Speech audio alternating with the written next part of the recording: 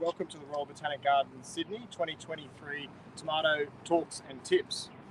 I'm here, my name's Phil, and I'm from the Royal Botanic Gardens, manager of the Community Greening Program. And I'm here today with Costa from Gardening Australia, the amazing Costa. Please. Thanks, Phil. And Meredith from Growing Friends, and Cleana, our Youth Community Greening Officer. Yep. So if you'd like to do an acknowledgement today. Yep, of course, thank you. Yama Nindeu, Naya Cleana, Gamilroy Naya, Gaye Naya, Gadago Dewunda. So hello everyone, I'm Cleana, I'm Gamilroy. I'm really happy to be here on Gadago land. I want to pay my respect and my genuine acknowledgement to our ancestors, our elders, our young people, to the land, the rivers, the scrub, the heat, the mountains and the forests today. We are on unceded land, but we are also on a rich cultural place. Let us grow and learn today while we walk through this country. Thank you. I guess I'll go on to introduce myself. I'm Cleana, I'm the First Nations Youth Community Greening Officer with Royal Botanic Gardens. I work alongside Phil Pettit. I work in schools across New South Wales, from Burke to Bega, up to Narooma, or from Narooma up to Coffs Harbour, working in schools with young mob and kids that are disadvantaged or disconnected to the mainstream system. Getting them outside, in the garden, creating biodiverse spaces, veggie gardens, native food gardens, anything to keep them happy and having fun. I'll pass on to Meredith. So I'm with the Foundation and Friends of the Botanic Gardens, and I'm Communications and Marketing Manager there, and I'm also a horticulturist and author, and can't wait to share some of my keen garden and cooking tips with you as well on tomatoes. Yes, thank you, Meredith. Well, hi everyone. It's wonderful to be back here again. February. How is it almost the end of February already? And continuing on with this this February tomato education that we're doing here at the Botanic Gardens. Val has been very, for those of you that were part of this broadcast last year, you'd remember that Val is the horticulturist behind growing the tomatoes here. And as Phil sort of said to me, as we've learned over the last couple of years, even here at the Botanic Gardens, when the conditions are tough, it doesn't matter what your horticultural experience is, you're up against it. And it's been a tricky growing season. I've just come back from the Darling Downs, and they had a very slow start to the season.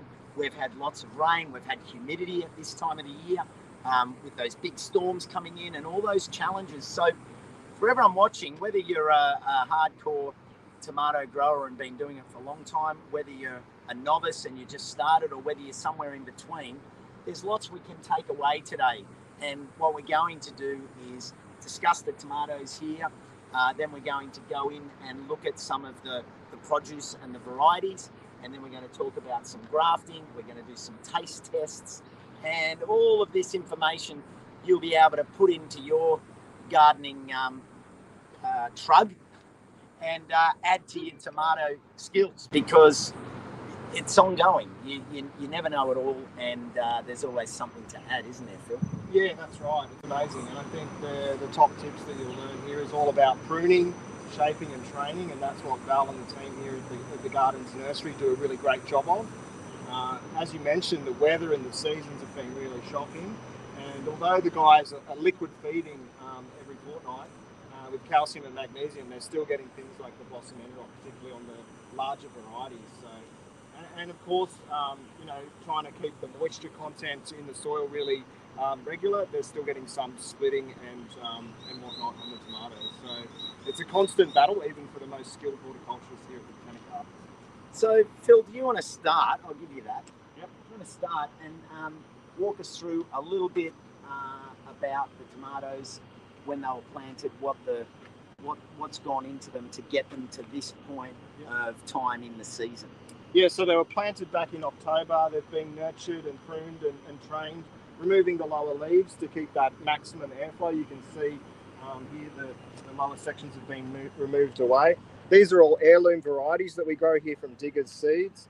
And this is Nebraska Wedding, one of the larger varieties, which isn't quite ripe here yet. You can see it's struggling in the oppressive heat We planted in a premium quality herb and veggie growing mix, and they use some chicken manure in there as well, plus, as I mentioned before, the liquid fertilizer and the trays to keep that moisture as regular as possible.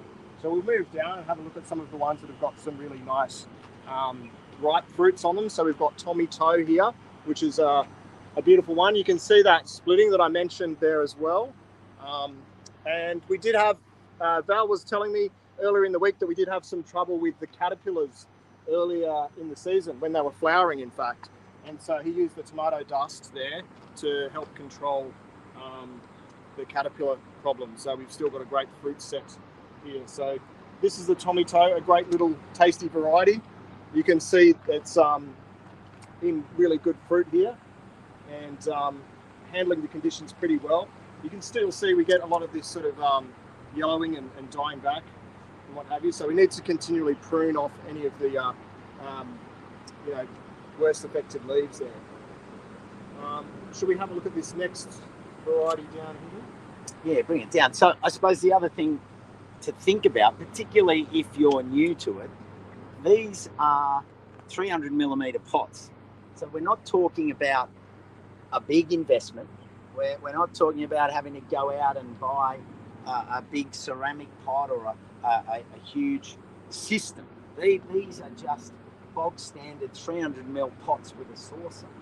And the stakes that have been put in, there's 4 stakes, and they're growing perfectly. And there's a lot of produce on these varieties. So think about that from that point of view of, I've got a small courtyard, or I only have a balcony, but I still get good sun.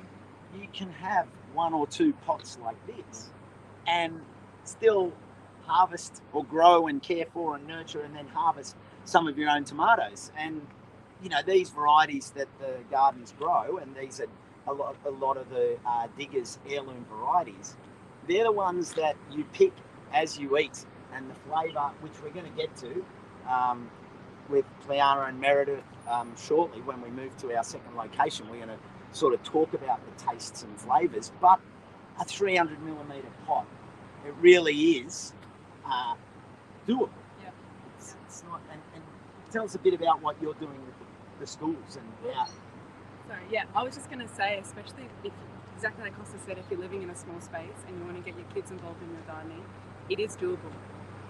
Kids love being able to kinesthetically learn how to garden. Being able to pull a tomato off a vine and eat it, it makes everything more real.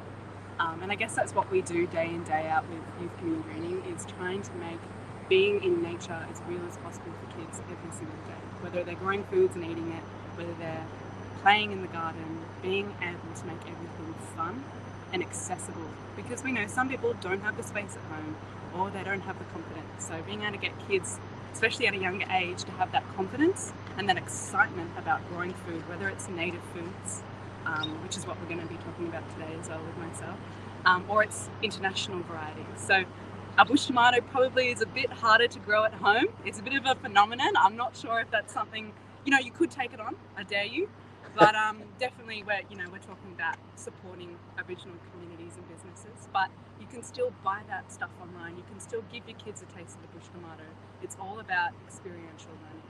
That's what I wanted to say. Yeah. I also wanted to say, Yamayu Mob, let us know what country you're from and what country you're on today if you're tapping in. Don't be shy to type it on. Okay? Yeah. Who should I pass the mic on to? I'll grab it, keep going if that's all right. So if you want to add to it, I was just going to mention about how they're planted in 2s and trained as such. So you can see 4 plants in that 300 ml pot that Costa mentioned. So we've got the Wapsipinicon peach. Did I say that right, Costa? I think you nailed it. I think I nailed it. Wapsipinicon. So if you just have a look in here at this beautiful, soft, yellow fruit. So that's one of the heirloom tomatoes that aren't red. And so it's a beautiful, very hard to grow though. That's one of the ones that's been affected by the blossom end rot with all the rain and all the loss of nutrients. So I was just going to say... segue. Well, if you don't know what blossom end rot is, this is the nasty thing here. And it's actually as a result of lack of calcium. So it's a feeding issue. and it's pronounced more in really wet weather because it's a highly soluble ingredient, if you like, an element that washes out. And so the more rain you get, the less calcium you have there. And it's particularly a problem in potting mix because it washes out and there's no ground there for it to get some more from. The other thing I love doing, because tomatoes can have so many problems in terms of diseases from potting mixes and from the ground, is one of the easiest things I ever do is just to get a bag of good potting mix, cut a cross in it, and plant the seedling in there and poke some holes in the sides and literally plant your seedling in a stake in the middle of the bag of potting mix. I mean, you don't even need to buy the pot. It grows happily in the bag, and it drains really slowly because you've only put a few holes in it. So it's got its own saucer built in, and you end up with some fantastic potting mix. And at the end of the tomatoes, you use that used potting mix to grow your next season's carrots because it's taken all of the nutrients out of it that carrots don't like and it causes them to fork. So winner chicken dinner. That's awesome, and that's really accessible, and that's what we love to make. Gardening is really accessible, isn't it, for anyone out there to be able to jump in and garden. And I think that practice is done a lot in Europe from what I've seen, but we don't do it enough here. I think with using the bag instead of getting a fancy pot. And commercially, that's basically what they're doing. They're growing them in effectively long, thin bags that is exactly like that. And the other thing they do commercially as well, when you go to a grower, is you'll see that they only have 4 or 5 of these leaves on the plants. The rest of it, all of this stuff on the ground is removed, and the tomato keeps on growing up on a diagonal on a string. Literally, that's why they're sometimes called climbers, because they're trained on this 45-degree angle of a string, and as they grow, the string's just pulled along so that it gets taller and taller and keeps on fruiting all year. That's right, and I've heard from last year at Tomato Talks, we had Jimmy talking about how he trains his up and then back down his veranda. So you can see here these are all wired up together, but you can actually, once they get to the top, start bringing them across and back down again, or slide them back down and train them up again. So you'll have some going across and then back up. So these heirloom varieties that we're looking at today, you saw the Wapsipinicon peach, and that fuzz and that colour is one of the great things about the heirloom varieties, and it tends to help them stave off the fruit fly infection. So those tend to be naturally, with the colours not being red, they tend to be naturally a little bit more resistant to the fruit fly, which can be a real pest for pretty much all tomatoes. And you'll see some on the other side, some damage if we have a look in a minute. So we might walk down and have a look at a couple of other varieties, shall we? See what else we've got here. Get into the shade a bit. Get into the shade. It's really hot and humid here today in Sydney, typical Sydney February. So we've got this sugar lump variety, which is a nice small cherry. And it's producing lots here, and it seems to be doing quite well for one of the cherry tomatoes. And we've got Amish paste here, which is a rich sweet one that's great for sauces. It's a bigger fruit, and we'll have a little taste test of that one in a minute as well. So we might go round because a couple of mine and Val's favourites are on the other side here. So just bear with us as we walk and talk. More tomatoes. Hey Phil, I was just having a little look at the stream. Yes. Hi everyone. There's been some great responses to what country people are on. We've got people coming in even from the USA. Robbie and Gary, Gardening Easy. Hi from the US. Nice looking Tommy's behind you there. We've got people over from, we've got Kalamunda Garden Festival have joined us from WA.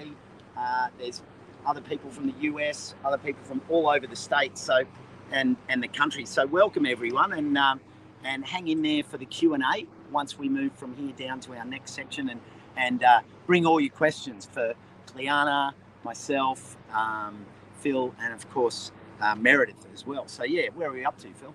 We're up to the sunrise bumblebee. So this is one of the ones that always seems to prove really well. Again, it's got these beautiful sunrise or sunset colours in it. It's a really tasty variety. It's the staff's favourite variety here on site at the Royal Botanic Gardens. So obviously a lot of these fruit need to be picked. What's the best thing to do with picked tomatoes is to use them. So they go straight up into the lunchroom behind us and get eaten. And that's really Yeah, really a great thing. You want to keep picking because these varieties just keep going.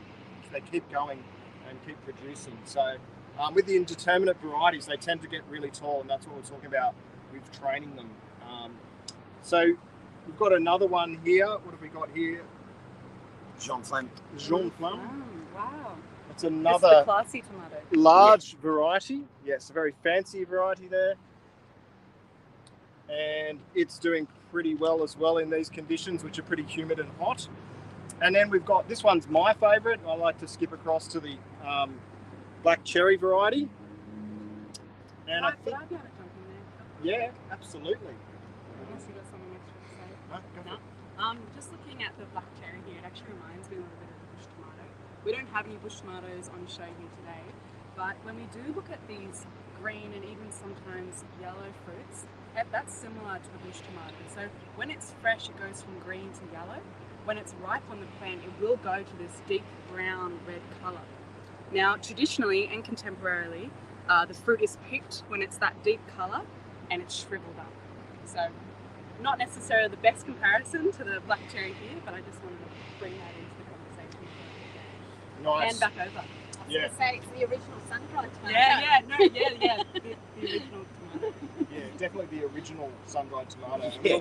We now Long taste before the kind of Italian concept of it came into being. But the bush tomato does have flavours of your sun-dried tomato, as well as caramel and tamarillo. But people usually say that sun-dried flavour is, consistent with our bush tomatoes when they're dried. Yeah, so the black cherry, it is, as Cleana mentioned, it's similar in colour and texture and whatnot, but once it's dried, obviously it's got that same sort of flavour. So, but it is my favourite because, one, it's easy for all the beginner gardeners to grow. It also tends to be relatively resistant to fruit fly.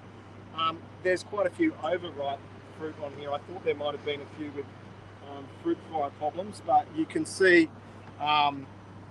these ones here look a little bit overripe. I can't see any black stings on there from fruit fly, but that's the exact reason. Even over a weekend here at the gardens, these haven't been picked and have more or less rotted on the vine. So before we need to go down to our little panel session and chat, we should have a quick look here. We've got green grapes. So this is another different coloured variety. So these are actually ripe here when they change from green to a limey green colour.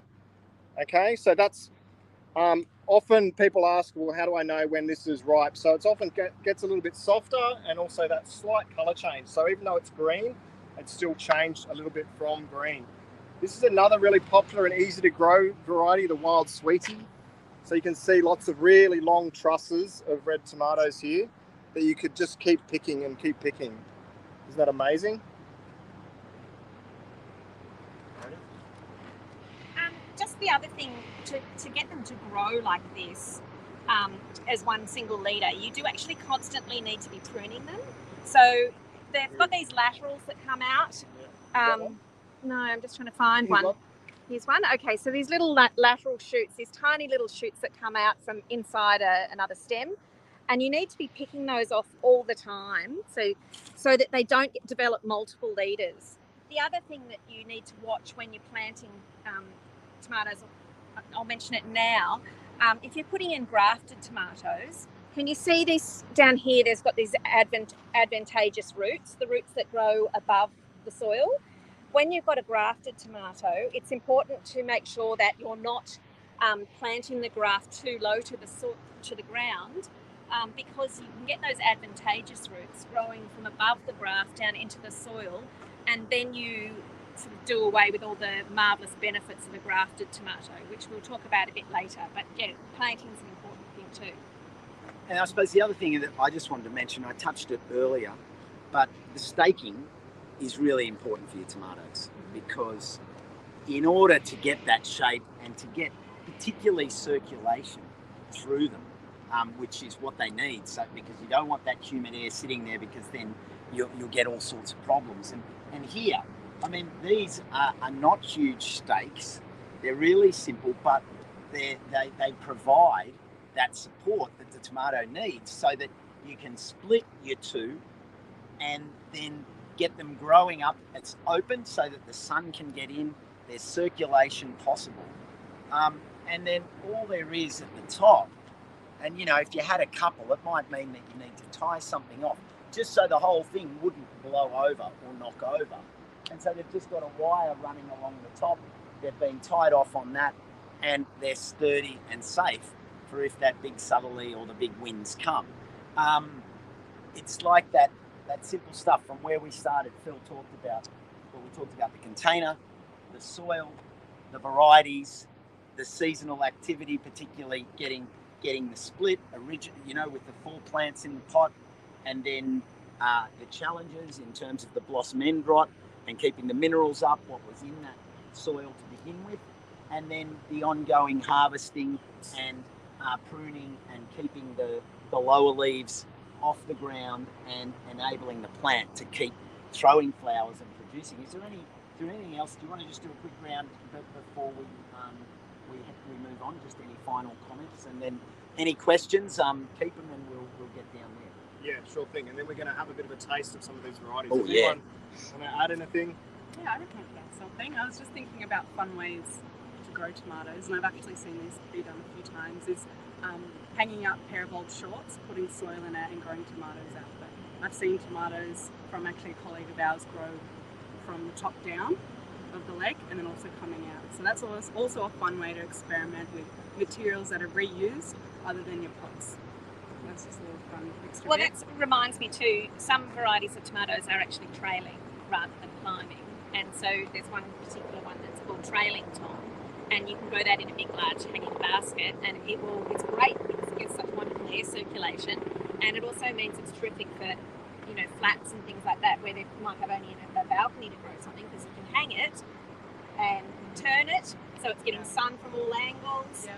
And you can also even have it in a window box, so they're terrific too.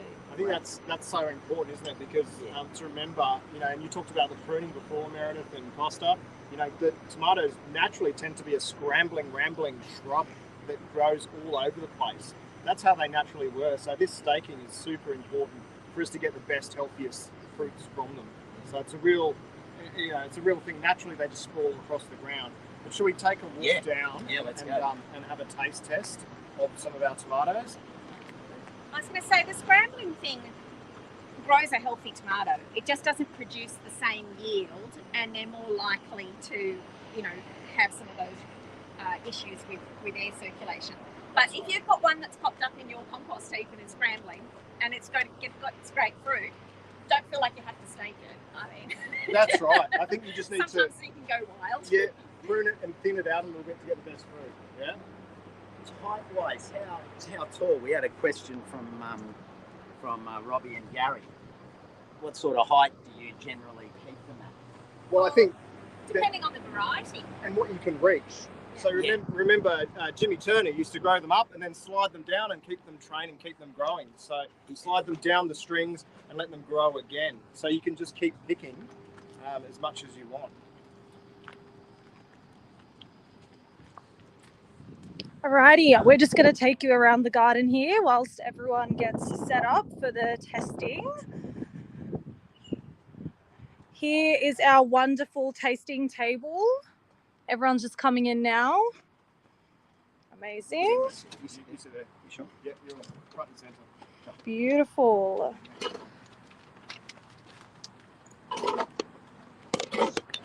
What a spread. Oh, look at this. I'm hungry. Welcome to the Growing Friends Nursery. Yeah. So give us a quick lowdown on what's going on here, because it's a really, really valuable part. It's lovely to be here at the Botanic Gardens and to know that there's not only the science going on in the gardens as a whole, but also the work that goes on with the friends. Tell us a bit about them. Well, the Foundation and Friends has an active group of volunteers that do lots of different things, and one of the groups of volunteers are our Growing Friends volunteers, and they go into the garden and they take cuttings from the Botanic Gardens, and then they rear them. You can see all of these cuttings being reared here in the nursery, and we have a Growing Friends plant sale. And the Growing Friends plant sale is open 6 days a week at the moment. Plans are for 7 days a week, and you can buy a little piece of the Botanic Gardens and take it home, and know that the money that you've spent, you know, the $6 or $7 that you've spent on a tube, is going back to the gardens to help maintain the gardens as well. So Growing Friends is a really good way of learning skills like how to propagate and contribute to the bottom line of the gardens. All right. Can I join you in that? In that, you know, the Royal Botanic Gardens manages a community greening outreach program that Cleanna and myself are part of the team, and we do some amazing work with some fantastic community members out there in community gardens, growing food and feeding and you know, having a really good time and getting people out of their houses and getting them gardening.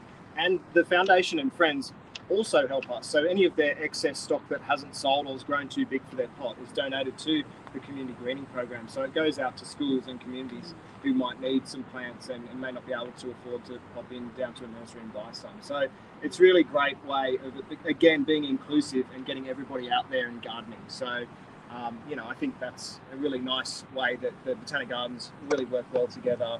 You know, we're funded from mainly from Department of Communities and Justice, but also we have some corporates that support our program, and also some great industry sponsors as well that provide us with in-kind materials. So it's always really nice that we all work together, and I think that Foundation and Friends supporting the gardens here as well with its you know, new gardens and projects and programs and scholarships and things, but also with our outreach programs off-site and out into community. So doing really important work out there.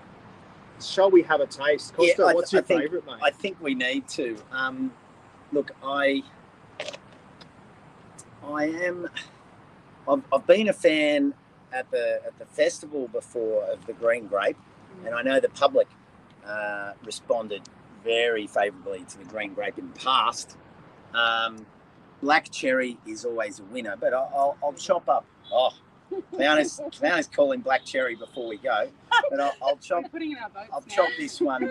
I'll chop this one into 4, and look, what I'll do is I'll cut my piece into 2, so that I can have 1 sample for myself and 1 for all of you. So I'm doing that for our viewers. I realise it's an occupational hazard. I'll get it. Just put your hand in there. Slippery. You're always going to be COVID safe. I've got to say, green grape is pretty good. Yeah. Yeah. I love green zebra as well. I think just because it's so pretty. Yeah. Well, the green zebra is much like the sunrise bumblebee, except it's green and you get those beautiful zebra-like stripes. So maybe that's a chance to chop this, and we can start to make a comparison. Can everyone watching, can you sort of give us a bit of an indication of what you're growing, which varieties you're growing at the moment, and are any of these part of your current crop, or what's your favourite? So type current and type favourite, and we can get a bit of an idea of what you're up to. Yeah, I found the green grape quite sweet, and I like that. Sometimes I find the really tangy ones, you know, it takes you by surprise, but the sweet ones, yeah, quite delicious. Yeah. There we go, Phil. That's how we go. It's World Pride, and I just want to say that this is a calyx, and we have a building here at the Botanic Gardens called the Calyx after this exact thing, and at the moment it is filled with the most fabulous floral covered mannequins of gay icons. So if you're in the area, can make it to Sydney, go and see them. They are so beautiful. Fantastic. I've also got another Pride Week fact here. So we know that most plants have bisexual flowers, but the bush tomato is interesting. I think it's called andromonaceous, and that means it's got a male and a bisexual part, which means it produces more seed. So that's an interesting bush tomato. Guys, we've just have some people coming in.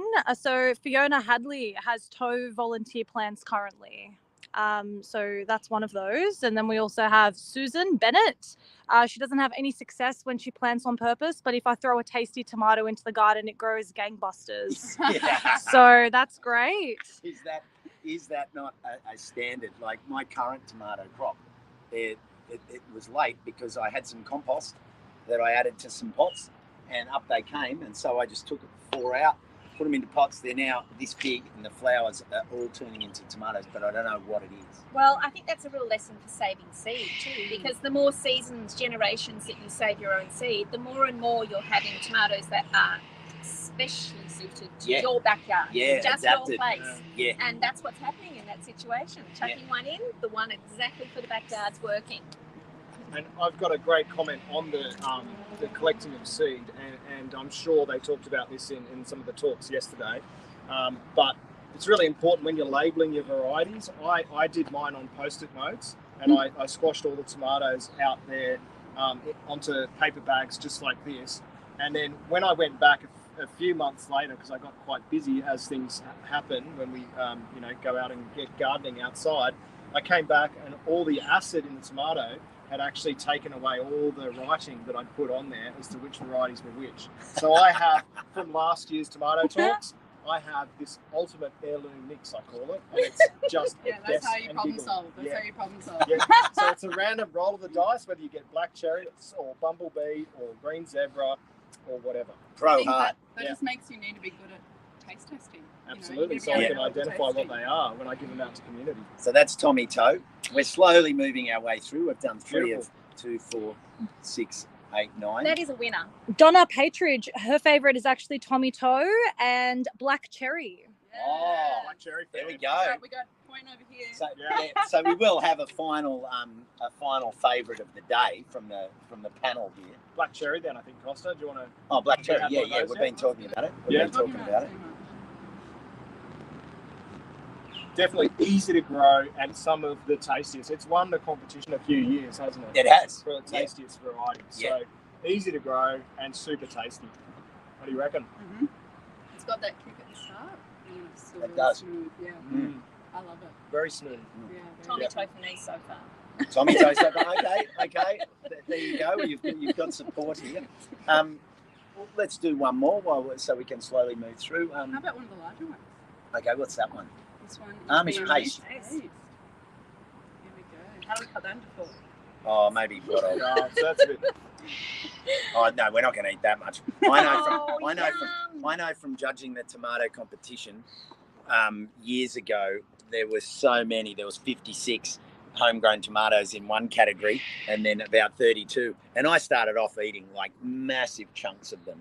And by the time we actually gave the prizes away, I was like, I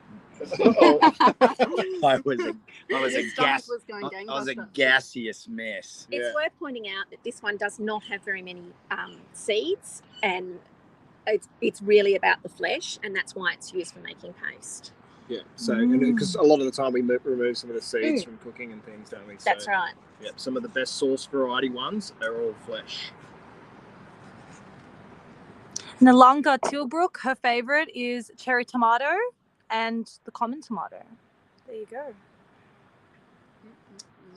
One of the things that we forget is that we have in supermarkets, a lot of the tomatoes have been bred and selected for their thick skin and ease of transport. And so these heirloom varieties really have a thinner skin and a much fuller flavour, and they're much softer. So best to be grown at home because they don't transport so well. You can also make a square tomato.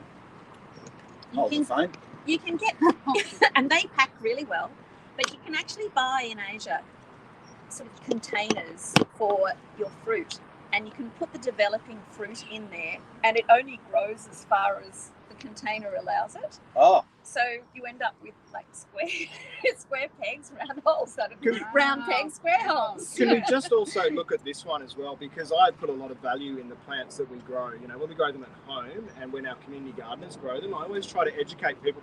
This one had a bit of splitting on it as well, but also like something looks like maybe a bird or a bit of a caterpillar or something's had a bit of a nibble.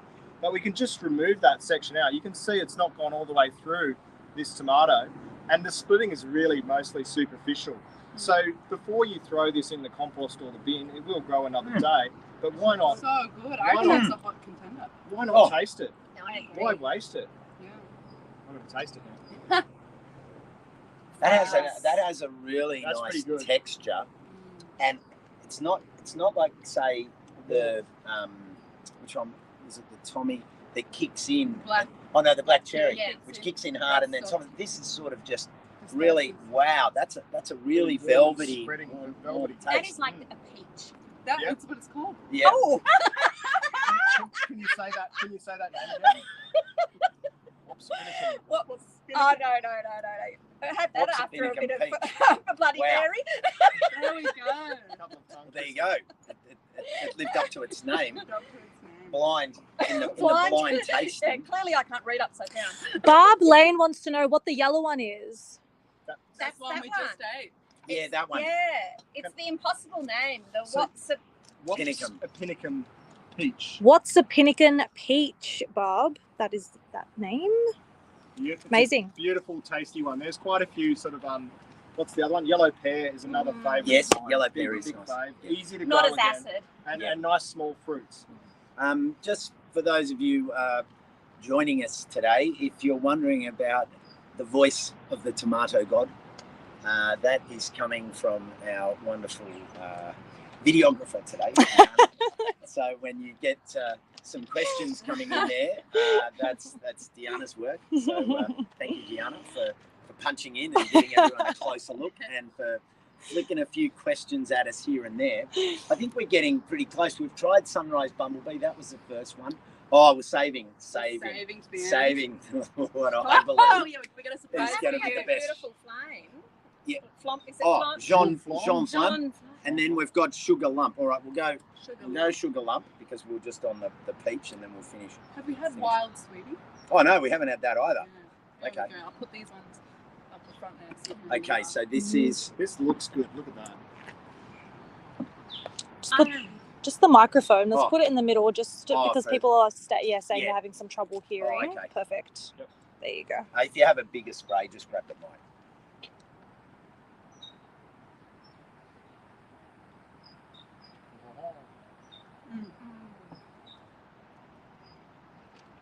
So good. Yeah. Juicy, but I still rank the other ones. Okay, Phil's not sold on Not the sold on. I think sugar. it is slightly waterier. It was. In Yep. Not as concentrated as the Tommy Toe. Okay. Sugar lump Just by saying. name, but maybe not by nature.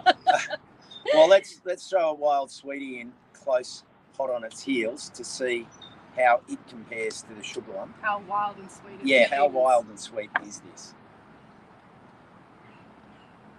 Can I say it's perfect with the panel of 4? Because each tomato, it's not too small, but it's also not too big. That's amazing, that one. That's, Wow. It is good. yeah, I'd say that's probably one of the most unique ones out of the lot. Yeah. What do you think, Phil? Or Mary? I'm in love with the name. Oh, Wild Sweetie. yeah, I think it lives up It's to got its the winner name. name. It's and got a you wild can say sweet it. taste. It's a wild You sweet can taste, say it. and it's strong. It bursts. It really bursts. It's one of the strongest sweet flavors that we've had so far. Phil, I'm just going to ask you to pass over one of those crackers over there that I picked earlier. Yeah, Ah, look at you. this is scenes from my childhood. Was running down into the garden and picking nasturtium leaves and slicing tomatoes on them. Bit of sugar. Gosh, we wouldn't do that these days. And a tiny bit of salt, and a nasturtium leaf sandwich was created. Wow. And That's right amazing. with Bring it back. your work that you do. I No, mean, nothing engages you more. Well, look, what I'll do is I'll cut your one in half again, and you can have half as the taste test and half with the pepper, because Okay, 'cause it is. that a nasturtium leaf, that's big enough to have plenty of Mm-hmm. punch, I reckon. Try that one. Do you want to have Rihanna? a pepper wrap as well? Oh, I do. Oh, do you want me to cut it? Yeah, I just half put it in my mouth. Oh. I'm going to go for it. Oh, I'm yeah, wearing I'm it. gonna have another I'm one. just going to sandwich it in my mouth. Have a chaser. Mm. There you go. Have another clean bite. You sure? Oh, it's just taking me right back to being 10.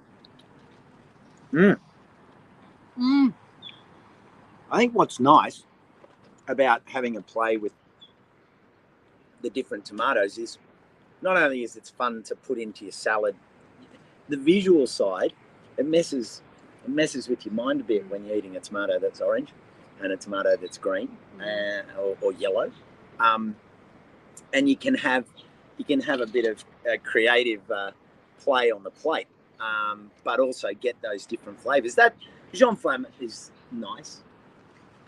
I'd say nice. Yeah, nice. Wild Sweetie was wilder. Wild Sweetie Wild was Sweetie was wild. wild. Wild Sweetie was definitely wild, and it had a bigger explosive mouthful of flavour. Yeah. So I've gone through. We'll let it sit. There's no rush at this stage. Tenny, I'm watching if you can pick from our comments, from the judges' comments along the way, which one you think we're going to give it to. We won't look at those, Deanna, but hold back until we give our vote. Right. Now, Deanna, this, I believe, is taking our tomato discussion to the next level. Tell us about it. I'm getting too excited. Yeah, I can feel it at the table. I've been wanting to eat it since I sat down. So, maybe the smallest of the bunch, but this one packs a punch. I came out with that just then. So, we're talking about Solanum centrale. Now, this is one of 6 edible solanums, or bush tomatoes. There are 100-odd native solanums in Australia. This one's endemic to Northern Territory. There's South Australia, there's WA. And this plant was traditionally harvested by women. It was preserved for several years. It was also crushed into a paste. And it is still, in the contemporary world, being harvested in that same manner by Aboriginal communities across Australia. Isn't that amazing? So this is one of the most central foods as well out there. Now, if we're looking at how we can utilise it in this day and age, we want to also think about the flavours, because a lot of what we do in our cooking today is flavour. Now, this is amazing. A lot of people actually have a love and hate relationship with the bush tomato, and I want to put that to rest today, because it's all about less is more. Now, when you try something new, you kind of want to try it all, but you try it in little amounts. When I try the bush tomato, I've had it in powdered form. That is great. It oxidizes really quickly, so it loses flavour when you get it in a package. So if you want less flavour, go for that. If you want to get more flavour, you've got these whole dried tomatoes. Now look how small they are. They're beautiful. Now, it has, I think I mentioned earlier that it's got this caramel, tamarello, sun-dried tomato flavour to it.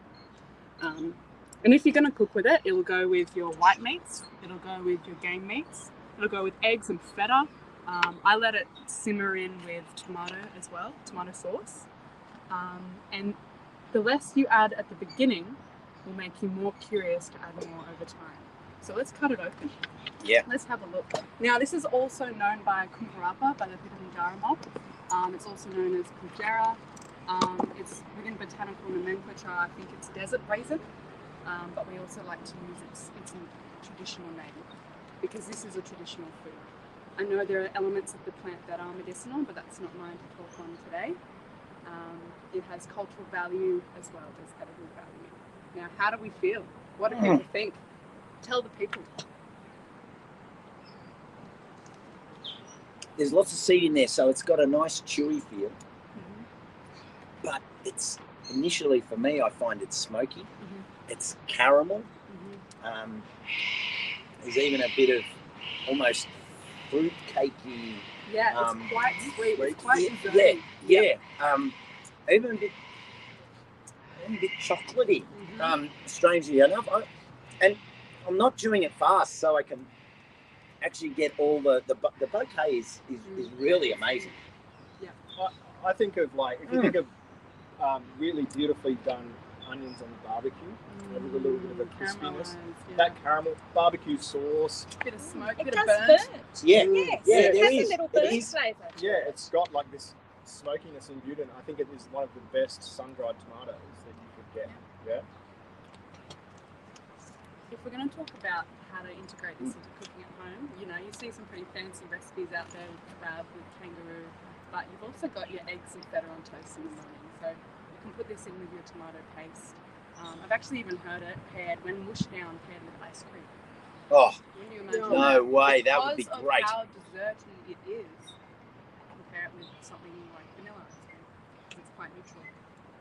I wonder what it would be like, sort of rehydrated in alcohol. You know, like a I don't know, like a cognac or something, and then almost turned into something that you would have as a dessert kind of thing, because it does have that real edge to it.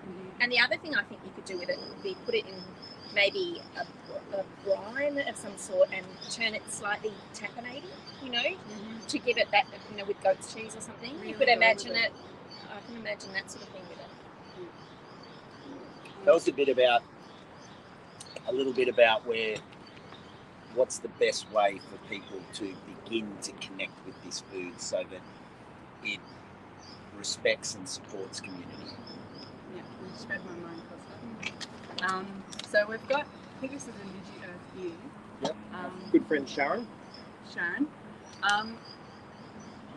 In Australia, the growers of the bush tomato are our original community. So it's looking into who's growing them, who's hand growing and hand picking them. I think Indigo also has a variety as well that you can buy. It's really hard to package and sell overseas. So the stuff that we grow is from Australia for Australians. So make sure you're looking into businesses that are either Indigenous owned or it's supporting Indigenous communities. We want the profits of this to go back into the communities that have either looked after this plant for thousands of years or continue to. Do your research. I've got some wonderful books here that I brought. Bushcracker Guide and The Oldest Foods on Earth. Really great intro into how to use and learn about the bush tomato. Yeah, to be respectful as well. I was just going to say, look, there's so many different types of tomatoes. This is a page from my book that I wrote, and there's just, look at that. I mean, you can just dive in and be brave. There's so many kinds, from native fruits right through to all of these amazing exotic heirloom hybrids. Wow. Wow. Now, Meredith, you were going to talk briefly about grafting. I was. Well, this is one of the things with some of the heirloom varieties. They have a problem with packaging, because you can't store them and pack them. But the other thing that sometimes that goes wrong with them is that they might not have a really vigorous rootstock. So they've got great flavour, but not necessarily great roots. And there is a lot of problems with tomatoes. They suffer from Fusarium wilt. They suffer from bacterial wilt. And so grafting tomatoes has the effect of giving you really good hardy rootstock, because you use a type that's not necessarily good for flavour but is really good for its vigour. And because you're grafting this incredibly vigorous rootstock, what you're doing is pumping food into the upper part, into your scion, the above the part that you're using. And so you end up with like a 30 to 50% increase in the amount of tomatoes per plant, because you've got this super performing rootstock. So it's not the right time of the year to be doing it. You do it at the beginning of the season, you're grafting your tomatoes. But I thought I'd just show you here quickly. This is a young tomato plant here that's been grown from seed. If you wanted to, I'll just give you that. If you want to graft a tomato, so imagine that this is 2 plants, and one we're going to use for our understock, that they're different varieties, and one that you're going to use for our scion, the above part. I've brought a little picture here to show you as well. There's a few things you need to know. This is the cotyledons, the first baby leaves that come through, and where we're going to cut them is when we're grafting. We're on our understock, we're going to cut them below the cotyledons on an angle, and for the upper part we're going to cut above the cotyledons, and we're going to match those 2 cuts up. And you can do 2 different types of grafts. You can literally have the whole plant 45-degree angle, the whole plant from that top one stuck onto this one, this is the top plant that we're keeping. Or you can do something that's called a side graft, and instead of doing like a 45-degree angle and cutting all the way through, you do like a 75, 80-degree angle, and you don't cut all the way through. So like this kind of thing, and just leave a little bit. And on the other side, you do this, and you plant them next to each other, still with their roots attached, and just sort of wedge one part into the other and put some budding tape around it to hold it into place, or you can even use a kitchen peg. So yes, so you can imagine you'd end up with these two sort of wedged into each other. You cut off the rootstock one completely, but you let its roots stay, and it will keep on supplying this plant with its nutrients for a while until the graft has joined. And then once that's grafted, the graft has joined, then you start to wean it. And so for that, you nearly cut all the way through the rootstock plant so that it's not performing very well, but still has a little bit. And you leave it there for another week or so that there's got a little bit of nutrient still getting up from the rootstock. And then when it's completely healed, you completely cut away the rootstock. Wow. And that's called a side graft. And because these plants have got, you use the same size flesh, so this actually wouldn't work with these two because this one's thinner, and you'd be wanting to use about this sort of size plant. This would be a bit too big for that one. You have to match them up exactly so that literally the top meets the bottom on the same way. Yep. So, wow, that is elaborate. Well, I can imagine doable, but wow. We've had someone ask, what were the book names? What were the book names again? We've had someone just asking what the book names were. Do you want to just represent those? So I'll just present them in front of the camera so you can look at them. Yeah, the oldest foods on earth. Beautiful. And these are just two of many. Bush there are lots and lots of tucker. books written by Indigenous chefs, Indigenous horticulturalists as well. So just do your research. Google is your friend. Amazing. Do you want to keep going? Yeah, sure. And this one's Grow, Harvest, Cook. So Amazing. So what I was going to say, you can see if you were going to graft this, the other thing about the plant that you're grafting onto is you'd remove some of these extra leaves, because it's a lot of work to support all of these leaves if you don't have any roots yet. So you'd get rid of that so that there's less plant to support. And you'd also remove the cotyledons, these ones here. The other tip is make sure that you don't, if you're using just one tip and putting it onto the other, make sure that you've got the same part of the plant going the same way and that it's matched up properly. In terms of what you do to sort of hold them together, you can get some budding tape, you can get clips, and you can even use a peg, and you just put there's the different size holes. You can just use a peg to hold it into place. So, yeah. Well, thank you for that. That's a really good gardener's project to give a go with it. And if you haven't done it before, that's all the more reason to give it a go. And just do some science in your backyard and see what happens. Well, the amazing thing too is you don't even have to use a tomato.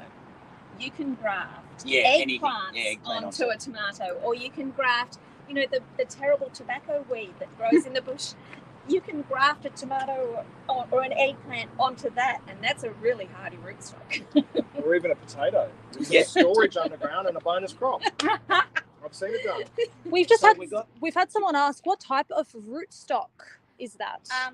Well, in Australia commercially, they use one called Suzuka, but if you were going to just try it at home, you would get one like, just say your Grosslisi or something like that, your Grosslisi that you would use at home, because it's got a disease-resistant, sturdy rootstock, but then you'd put one of your heirloom tomatoes. So if you're growing them from seed, make sure you do a few different seed sowings over consecutive days, because you've got to match the size of the seedlings perfectly. And once you've got that graft, then pop it under the table where it's cool and dark, and leave it there for 3 or 4 days, because it won't transpire as much where it's dark. Mist it, splash all the time. And you can even put it in like its own little mini igloo. Just a plastic bag is fine, and mist inside that, so that it really keeps the humidity up. After 4 or 5 days, bring it out from under the table and keep it in somewhere nice and shady, like a shade house like this, for another week before it's really struck. The graft is good, and then you would take it out. Now, just like you said, if you wanted to create a double leader, then say our graft was here, then we would pinch off this plant down here to force these shoots here to then branch. So you can still do that, and and then it just delays the process a week because you keep waiting for new leaves.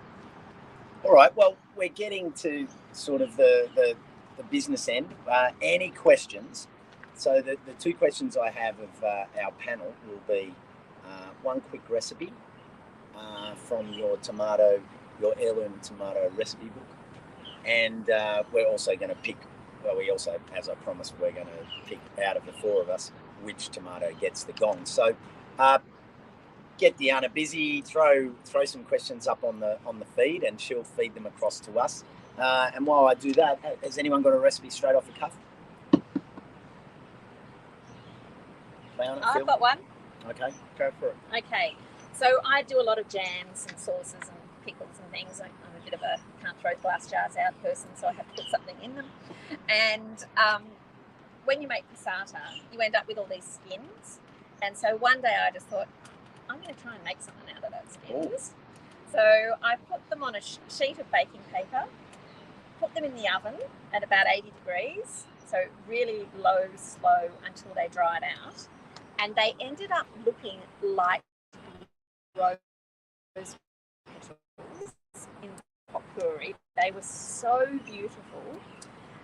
After I did that, then I put them in a blender with just a bar mix with some rock salt. I ended up chucking some chilies, the seeds when I was de-seeding, and onion skins and garlic skins and all sorts of things into that, dried it all up, blended it, and made the most beautiful vegetable salt. So it is a winner, and you can rub it on roasted vegetables with oil.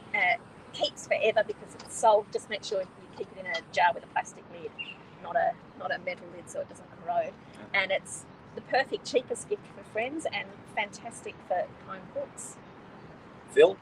Yeah, I'm going to go like seasonal and fresh. So I like my tomatoes straight from the garden. So go out there, pick some, and find a partner that's growing right now. So I think at home, hopefully I've got some beans, maybe there's coriander, some herbs and things like that, some spring onions. Chop that up and make a bit of a salsa. Just something sort of fresh and it's going to burst in your mouth. I think I've even got some cucumbers coming on, but also definitely snake beans are happening at the moment. So chop those up, slice them up, bit of salt, pepper, and away you go. Yum. Found. Well, I could talk about some of these tomatoes here, but I'll go back to the bush tomato. Yeah, of course. We want that. Yeah. I won't tease you. Yeah. I'd say keep it simple first. You see some pretty awesome recipes out there. Chuck it in your tomato sauce with the pasta. Chuck in a little bit, and it adds just a different flavour. We all have pasta that sometimes tastes the same. Chuck it in, give it a bit of a bang. And I've also heard, this is something that I haven't done myself, but that I want to do, is mincing it up in this dried state and putting it in with your dukkha. And then you've got your eggs and your feta on toast, chuck your dukkha on top, and you've got all that bang in the dukkha already, and then there's the bush tomato. So, yeah, that's one. I'm liking the sound of that one. I'm going to keep it simple too. A lot of people think a Greek salad has lettuce and onion and that, like that's sort of a kind of westernized version. Classic tomato cucumber salad. Tomata anguri. That's it. Olive oil, lemon, bit of vinegar, salt and pepper.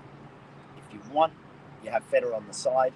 Take a little bit of feta, and then when you have the tomato and the cucumber's a bit more firm and kind of a palate holder, and then the tomato can explode when you have both. And if you put a little bit of feta in there, that's kind of a bit like what the bush tomato will do to the dukkha, just send it to the next level. So yeah, that's my one. So questions, how are we going? Yep. So we've got plenty that have come through. I'll put them up on the screen and then you can answer them. So let's start first with, should tomato seeds be planted way further apart from each other? Well, normally you'd put them like in a 72 cell tray, and you just put one seed in each little cell, and you grow them out of those little cells. So you can buy those seed raising kits where they're already into a little cell. And if not, get your little takeaway punnet that might have 6 in it and start it like that. A lot of our community gardeners just push, if there's one that's got too many bugs in it, they'll just push that into the soil, and then like maybe 50 seeds grow in one spot. Tomatoes are tough. Yeah. Just separate them out when they're still quite small, and then plant them and spread them out then. So they don't have to be planted separately, but you do need to move them pretty quick once they all grow up. And that's, I mean, Jerry's volunteer plants, you'll often get them coming up by themselves underneath the plants, and then you need to take them out and share them with others. Yeah. Great. Next one we have is the caterpillars you mentioned. What are they? We have tomato hornworm here in the US. I think it's a green looper caterpillar is the most common caterpillar that we have here that gets in there. You'll see the green little guy, zigzagging along and will head his like nose straight into those tomatoes. But I think the guys were saying they were eating the flowers off here. So sometimes they'll take the leaves. Normally they go off the leaves first, and you'll find them on there. But they're fantastic. The green little loopers are fantastic at actually lodging themselves into and looking like part of the leaf or part of the stem. So you have to look very carefully from underneath to try and spot those guys. Kylie Elizabeth would like to ask why tomato plants would grow heaps of foliage but not produce fruit. That is my situation at the moment. I have used potash from Brisbane. Well, potash is good because it promotes flowering and fruit, but depends what was in the original potting mix, because if you've got a nitrogen-rich mix, which is what most potting mixes are, you can have more leaves. And also, don't forget, flowers only come if it's sunshiny, and fruit only comes with bees. So you need both sunshine and bees. Last one, we've got Fiona Hadley. Do tomatoes cross-pollinate? Yep. Nice and easy. I think that's all that we have time for, yes. And finally, between us four, I have to think for a second. And I don't think we're including... Are we including the bush tomato, or is that in a category of its own? I think it's in a category of its own. It is in a category of its own. It's a winner. But out of the fresh tomatoes that have been grown here by the team, let's have that category as separate. Drum roll, please. Look, I was going with the black cherry, but I think people just thought I was going to go with that from the beginning. But I think I'm going to go with the peach. I don't know. Are we doing a consensus? Yeah. What about wild sweetie? I'm with the peach too. Oh? I was swept away. I mean, it's like a little drop of golden sunshine. I'm struggling between the peach and the wild sweetie, because wild sweetie really did give a wild sensation, and I just snuck another one, just to have another one there, just to see whether, because the peach is this lush. It's like you're sitting in the lounge and you're just having a nice, wholesome, full experience. Whereas the peach is like bang, oh, you're with me. So, but I've got to get off the fence. So, because I am a bit of a tart lover, I just reckon the wild sweetie gives me a bit more of a bang for buck. Like that's so comfortable. Look, I'm going to agree. Yeah. Oh, hang on a bit. Yeah, because we've just had them side by We just had side. them side by side. I think I'm going to have to agree with this wild sweetie. I'm a swinger. Oh. Going over the wild side. I was going to say wild sweetie as well, but I was also going to say I think wild sweetie if you're a beginner or you're not great in the garden. Oh, from a growing point Absolutely, of view. Yeah, totally. And if you want a next level and with your pronunciation, work on the Wapsipinicon peach, have a crack at the Wapsipinicon peach. I was just going to suggest as well, it's almost a bit, mango-y. It's got that fleshy taste. It's really incredible. I think you should try it just so you can actually have a taste. Try grafting that one. I reckon that would work. Absolutely. If you grafted that, I think you might compensate for some of the lack of vigour or problems that you might have been having in the pot. You could really try and do that. It would work well. That one also, just one last tip with cooking.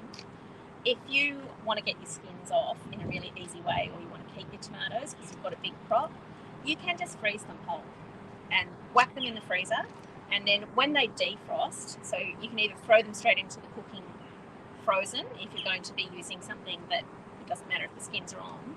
But if you like to take the skins off, you just put them in a bowl and let them defrost. And once they're defrosted, the skin just comes off. So there you go. Yeah. I Great love tip. cheating. Yeah, great tip. Wow, what a that went quick. I mean, we're getting the kind of, it's been an hour wrap up, and I mean, it's just been so, which is cool because it's Sunday and everyone's got things to do. We don't want to just blow. We could talk for hours, but wow, Kiana, Meredith, thanks for the walk around and for all the information that you've shared, and for this chance to talk about these tomatoes that have been grown by Val and the team here, and Phil, thanks for what you share, and I think for both of you for the work you're doing with community greening and the education that you're bringing around the bush foods and the books you've shared today, and the opportunity we have to support this industry with the proper direction and research and leadership. That leadership is in community, and when we do that, then supporting these sorts of things is a parallel world to all of these imported species. Yeah, well said. Awesome. So that's pretty much a wrap, yeah? So I think, and if you're looking for any of the, as Cleana mentioned, if you're looking for any of the bush tomato, search online. You can buy a lot of these online, depending on where you're coming from around the world and around Australia. But looking for Supply Nation certified or Aboriginal owned and run business is the best thing, just to support, so that money goes back into community. So I think that's pretty much it. If you're looking to grow at home, definitely do your research. There's a manual online. I think it's got about 100 pages. That's your next summer's reading. Wow. Yeah, winter's reading. And if you don't want to graft your own, but you want to grow a grafted tomato, Oasis Nursery, which sent us these, sells them grafted at the beginning of the season. And the other great thing about them too is with their leftover seedlings, they send them to community greening. So there you go, full circle. Yeah. Fantastic. All right. Well, we'll wrap it up because we're sort of doing the multiple. It's a bit like a Greek farewell. You start in the kitchen, get to the dining room, say goodbye at the front door, out to the front gate, then they get in the car, and you keep going. So we're going to end it. No worries. Thanks, everyone. Thanks, Costa. Thank you. See you, everyone. See ya.